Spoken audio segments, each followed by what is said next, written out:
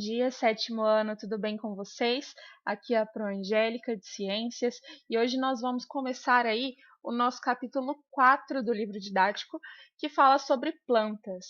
Então, abram aí o livro de vocês na página 32 para vocês acompanharem comigo. Logo na primeira página, eles trazem para a gente as características gerais das plantas, certo? E também trazem algumas reflexões. Eles falam para a gente se questionar como seria o planeta Terra sem as plantas. Então, eu quero que vocês tentem imaginar se amanhã, por exemplo, todas as plantas morressem. O que aconteceria com a Terra?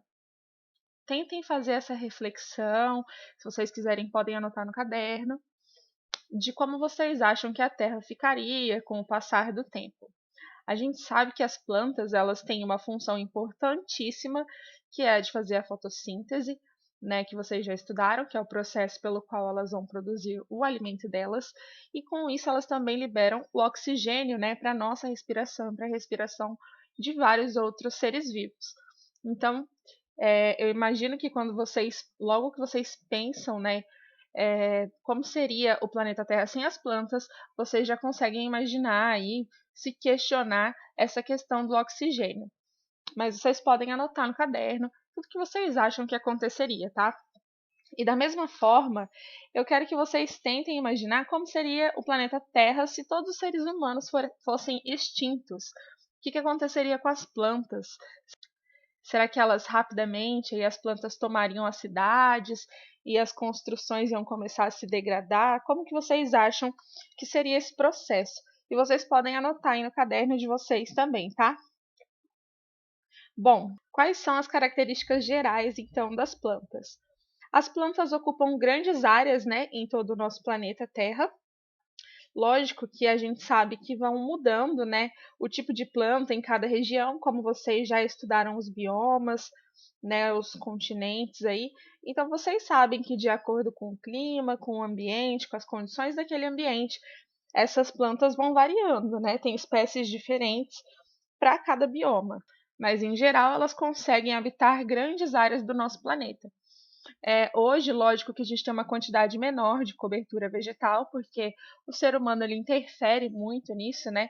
Ele acaba desmatando muito, até para a construção de cidades e de indústrias. Então, se a gente fosse pensar na Terra lá antigamente, antes do surgimento dos seres humanos, tinha uma cobertura vegetal muito maior do que a gente tem hoje. Mas ainda assim, elas têm essa grande capacidade de habitarem, de estarem em grandes áreas do nosso planeta. Bom, elas também vão influenciar nas condições do ambiente e no clima.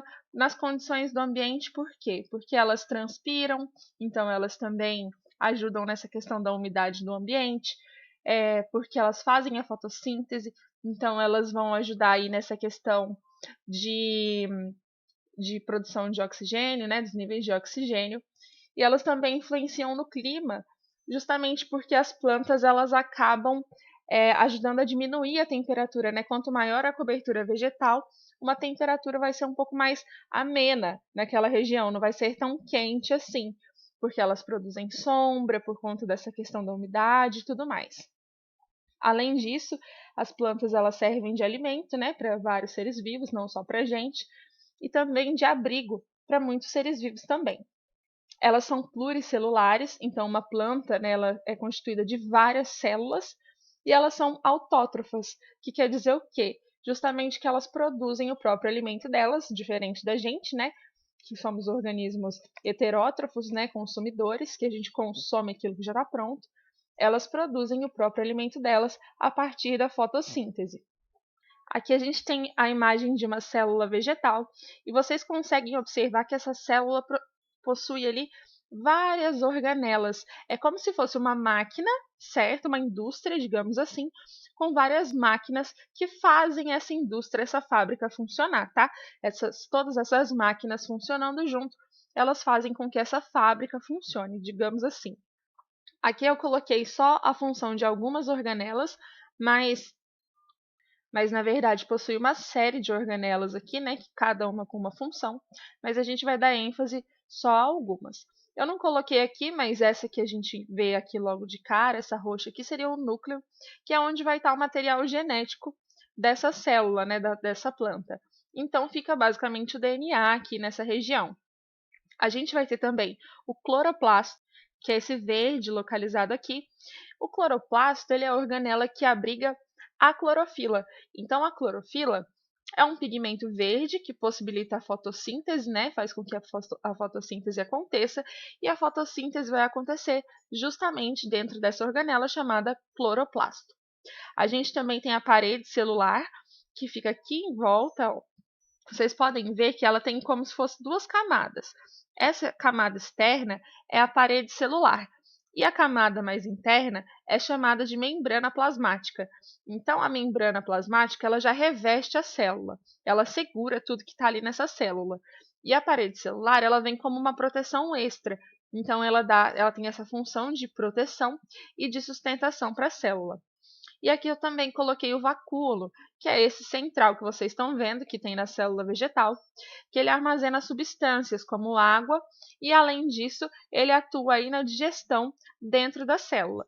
E aqui eu quero que vocês observem essa organela azul, que é a mitocôndria, que vai ser onde vai acontecer o processo de respiração celular que a gente vai falar agora. Então, vamos começar falando da fotossíntese. Como vocês já estudaram, a fotossíntese é o processo no qual as plantas, algas e as cianobactérias produzem o seu próprio alimento, utilizando a energia da luz solar. Só que elas não usam apenas a luz solar, né? A gente sabe disso. Para a fotossíntese acontecer, a planta também vai absorver gás carbônico, água pela raiz, né? E alguns minerais, né? Além da luz solar. Nesse processo, ela vai transformar essa água, esse gás carbônico, esses minerais e a luz solar em glicose, que é o que ela vai usar como alimento, né? Então, vocês estão vendo aqui que forma a glicose. E, além disso, o oxigênio. E aí, o oxigênio vai ser liberado depois para o meio ambiente. Lembrando que isso tudo ocorre aonde? Dentro dos cloroplastos. A fotossíntese vai acontecer dentro do cloroplasto, né, da planta, e aí ela vai produzir o alimento dela, a glicose ali, que vai ser levada para todas as partes da planta e depois libera o oxigênio para o ambiente. Por um outro lado, nós temos a respiração celular, que é aquela respiração que ocorre dentro das células. Então, uma planta, assim como outros seres vivos, ela também faz um processo de respiração. Esse processo ocorre dentro da mitocôndria, que é aquela organela que eu mostrei para vocês, que no desenho anterior estava em azul e aqui ela está em laranja, né, meio avermelhado. Bom, na respiração celular ocorre o contrário da fotossíntese. A glicose que foi produzida lá na fotossíntese vai ser degradada na presença de oxigênio, porque aí a planta, né, no processo de respiração, como a planta também respira, assim como nós, ela absorve oxigênio também, e aí essa glicose vai ser degradada quando esse oxigênio entrar, digamos assim, e vai liberar energia, gás carbônico e água também, ocorrendo basicamente o contrário do que aconteceu na fotossíntese. Então, aqui nós temos uma comparação entre o processo de fotossíntese e o de respiração celular. A fotossíntese ela vai depender da luz e só ocorre nas células que apresentam cloroplastos. Não ocorre em todas as células da planta, certo? E a respiração celular ela ocorre em todas as células da planta e em todos os momentos do dia ou da noite, diferente da fotossíntese, que é só durante o dia, porque depende da luz solar.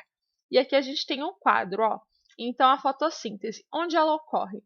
Nas células com clorofila apenas, a respiração celular em todas as células. Quando ocorre a fotossíntese? Depende da luz, então de dia, e no caso da respiração celular, 24 horas por dia, né, o tempo todo. Qual é o gás absorvido no processo de fotossíntese? O dióxido de carbono, que nós também podemos chamar de gás carbônico, e o que vai ser absorvido na respiração celular, o oxigênio. Qual é o gás eliminado na fotossíntese? O oxigênio. E na respiração celular, o gás carbônico. E o resultado? A fotossíntese vai armazenar a luz luminosa, né, a luz do sol, na forma de energia química, com a produção da glicose, que é o alimento. Já na respiração celular, o resultado vai ser a liberação de energia acumulada nos alimentos. Bom, então vocês têm um texto para ler aí na página 34, que fala: A Amazônia não é o pulmão do mundo. Então eu quero que vocês deem uma lida nesse texto para vocês fazerem as atividades propostas, tá? Eu espero que vocês tenham entendido e eu vou estar aqui auxiliando vocês, tirando todas as dúvidas. Um beijo e até a próxima!